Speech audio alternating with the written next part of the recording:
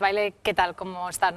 Nos acompaña el presidente de la Federación de Asociaciones de Defensa de la Sanidad Pública, porque hay una cuestión, Ricardo, que queremos debatir en esta mesa.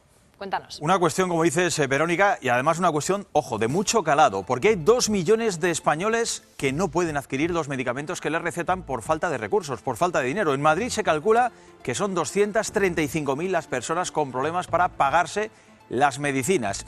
Es lo que se denomina como pobreza farmacéutica. Son datos que arroja además el último barómetro sanitario que ha analizado estos indicadores por comunidades. Y recordamos, Canarias, Andalucía y la Comunidad Valenciana son las regiones que lideran este ranking de pobreza farmacéutica. Bueno, pues nos planteamos quiénes son esas 235.000 personas en Madrid, son 2 millones en España, que no pueden pagarse los medicamentos. Señor Sánchez Baile.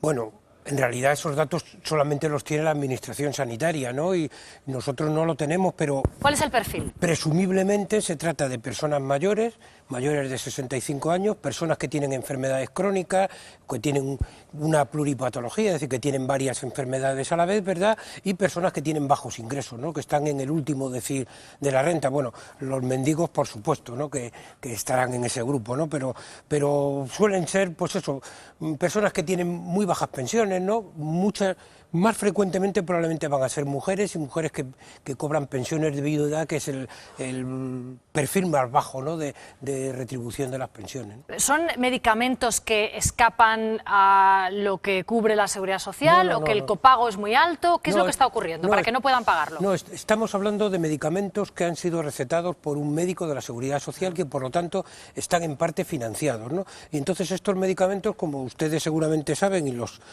televidentes también, pues a partir del Real Decreto Ley 16/2012 se impuso un copago a todos los pensionistas que antes no lo tenían, y el copago de los activos se incrementó del 40 al 50%. Y hay que tener en cuenta que a efectos de este copago se considera activos aquellas personas que están cobrando también una prestación por desempleo, ¿no? O sea que no solamente son las personas que trabajan realmente, ¿no? ¿Cuál es el coste que tiene esto para, ya abro a la mesa, quiero que habléis también el resto, el coste que tiene para la sanidad? O sea, no se les pagan unos medicamentos, pero esas enfermedades crónicas avanzan. Cristina Fallarás, yo quiero y repercutirá el coste de la sanidad. Primero quiero recordar una cifra que me parece bestial. Según el último informe de la OCDE, en España hay 13 millones de personas en riesgo de exclusión. A eso antes le llamábamos pobres. Es decir, porque los de pobreza severa ya no tienen medicamentos en absoluto. Pero aquellas personas que están en riesgo de exclusión son aquellas que no se pueden permitir nada que no sea alquiler, comida y suministros, y muchos de ellos suministros no, porque tanto luz como calefacción como todo lo derivado de los suministros no pueden permitírselo.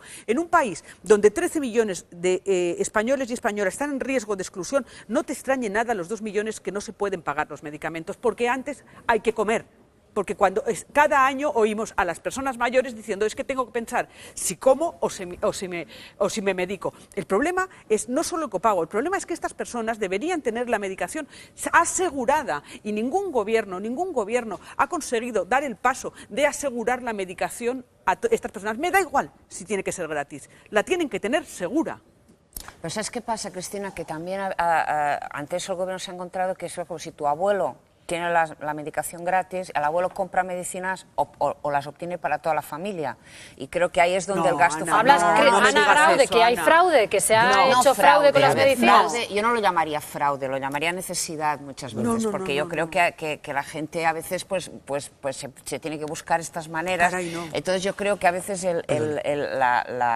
lo que hay que hacer es doblegarles el pescuezo a las farmacéuticas, eso es lo que hay que hacer. Sánchez Baile, sí. Perdón, yo soy médico, ¿no? Y he trabajado hasta hace muy poco en el Sistema Nacional de Salud en Madrid, y eso era así hace muchos años, ¿no? Pero últimamente la prescripción farmacéutica está informatizada, y entonces tú no le puedes prescribir a un enfermo algo que no le corresponda, ¿no? Porque eso aparece reflejado en su historial clínico, y bueno, se puede perfectamente evaluar si tú le estás dando a alguien un medicamento que es para otra persona, ¿no? Esto se detecta. Todo el mundo tiene un médico amigo. Pero es Ay, igual, no, Ana, por es favor, igual no digas eso. el médico Es que por... Es que es Perdón. criminalizar al enfermo. Le perdón. está diciendo el señor criminalizar, Sánchez es la Baile que realidad. ustedes hacen favores a Doctor, amigos. Doctor, perdón. Creo que, insisto, desde que la prescripción está informatizada, por muy amigo que seas de alguien, no le puedes prescribir algo sin que quede constancia en el ordenador y sin que sea congruente con el diagnóstico que está en el ordenador. O sea que el fraude ahora mismo es relativamente escaso. En algún caso se dará porque puede suceder que tú, como pensionista o como lo que sea, tengas un familiar o un pariente que tome la misma medicación. En ese caso es en el único caso en que se puede Pero bueno, el problema utilizar, no es ¿no? el Pero fraude, no es fácil, doctor, ¿no? Le estoy preguntando. No es fácil. No, El problema no es el fraude. ¿Son los recortes? Fundamentalmente son los recortes, ya he dicho, el Real Decreto Ley 16/2012, que aprobó por trámite de urgencia cuando era ministra la señora Mato, pues impuso unos nuevos copagos que han excluido del sistema sanitario a muchas personas, ¿no? Los más conocidos son los inmigrantes irregulares, pero este es un caso también de exclusión muy importante y probablemente numéricamente mayor. Y lo que le quería decir es que algo que señaló alguien, no me acuerdo quién de la mesa, es que en España no se han hecho estudios de lo que sucede con estas personas, ¿no? No se sabe realmente cuál es la situación, pero en algunos sitios donde sí se ha estudiado qué sucede con los copagos, se sabe, por ejemplo, ¿no? que cuando se hacen copagos hay mucha gente que no consume o que no utiliza los medicamentos prescritos y entonces eso produce pues una mayor utilización de las urgencias hospitalarias, de las consultas hospitalarias e incluso los ingresos e incluso la mortalidad.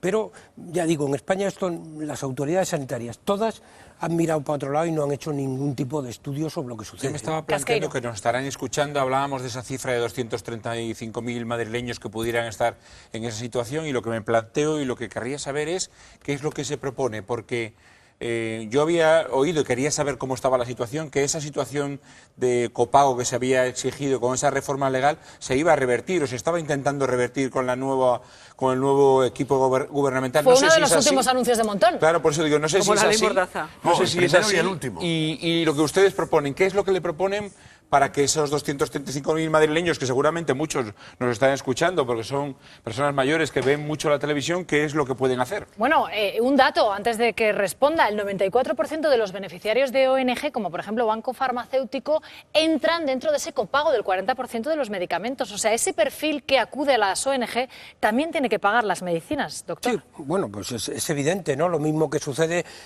como antes se ha comentado, hay personas que están trabajando y acuden a comedores sociales, ¿no? Porque no tienen dinero para comprar alimentos. Yo creo que, a ver, el problema es que el gobierno ha prometido que va a revisar este tema del copago, pero no está muy claro si lo que pretenden es anular totalmente lo que fueron los nuevos copagos del Real Decreto Ley o solamente anularlos para los que tengan rentas declaradas inferiores a 18.000 euros. No está realmente claro qué es lo que van a hacer. En cualquier caso, nosotros creemos que esto es una situación que es claramente injusta, ¿no? Que penaliza a la gente que es más pobre y más enferma, que es realmente un impuesto sobre la enfermedad, y nosotros pensamos que aquellos medicamentos que son necesarios y útiles deberían de no tener ningún tipo de copago, ¿no? Y esta es la mejor solución, ¿no? Y bueno, pues evidentemente eso significa buscar alternativas de financiación que tienen que ver, ya se ha dicho en la mesa, ¿no? Por ejemplo, con disminuir de manera importante los beneficios de las grandes multinacionales farmacéuticas,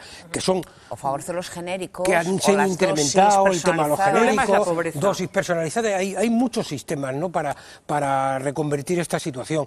Lo único que falta pues es voluntad política. Voluntad política, pero buscar la manera de que esas personas puedan acceder a los medicamentos sin tanto coste. Doctor Sánchez Baile, gracias por haber estado hoy con nosotros. Patricia Suárez también, por supuesto. Y vamos